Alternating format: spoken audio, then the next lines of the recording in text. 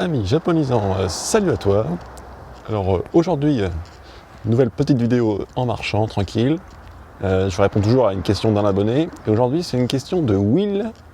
Alors c'est Will quelque chose, son pseudo, mais bon, on va dire Will. Hein, qui me pose une question sur Facebook et qui me pose la question suivante. Comment on fait, enfin, si j'ai des astuces en fait pour rester motivé et ne pas arrêter pendant plusieurs semaines, tous les 2 mois, tous les 3 mois. Alors, ça mériterait de faire plusieurs vidéos, d'ailleurs je vais en faire, je pense, plusieurs vidéos sur le sujet. Mais si j'avais un conseil à te donner, c'est de faire en fait le minimum, mais le plus souvent possible. Au lieu de faire le maximum de temps en temps, comme font la plupart des gens. Attends, c'est au vert, donc je vais passer plus vite là. Donc voilà. Le truc le plus important, ça va être de faire le minimum le plus souvent. C'est-à-dire que tu te dis que tous les jours, tu vas te faire, je sais pas, 2 minutes, 3 minutes de japonais.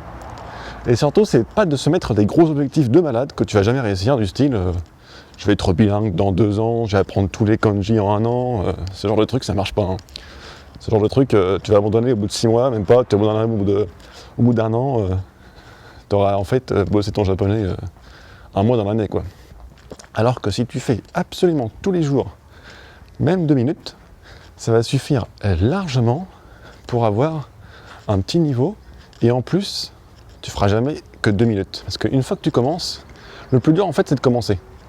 Que ce soit le matin, le soir, le midi, si tu fais du japonais ou n'importe quoi, le plus dur, ça va être de commencer. Mais si tu commences tous les jours à faire du japonais, si tu te dis tous les jours je fais du japonais, ça va être beaucoup plus simple. C'est d'ailleurs la technique qui est enseignée dans tout ce qui est association pour alcooliques, tu vois. C'est en fait de pas penser à demain ni après-demain, de penser à aujourd'hui. Aujourd'hui, je fais du japonais. Aujourd'hui, j'étudie du japonais. Aujourd'hui, j'écoute ou j'utilise du japonais. Aujourd'hui, j'en fais un peu. Point barre. Le reste, on s'en fout, tu verras plus tard. Tu verras plus tard si tu arrives à avoir un bon niveau ou pas, on s'en fiche. Le principal, c'est d'en faire tous les jours un tout petit peu. Et après, tu verras, automatiquement, tu vas en faire plein sans trop te forcer, puisqu'en fait, tu vas aimer ce que tu vas faire, enfin, j'espère, et tu vas progresser. Donc, plus tu progresses, plus tu vas passer du temps dans la langue, puisque tu vas plus du tout avoir besoin de réfléchir à ce que tu lis, à ce que tu écoutes, etc. Ça va devenir un passe-temps, et puis après, ça va couler de source. Au bout de 3, 4, 5, 6, 7 ans, tu vas avoir un niveau de malade. Voilà, j'espère que j'ai répondu à ta question. En tout cas, j'ai essayé de te filer un petit conseil sympa.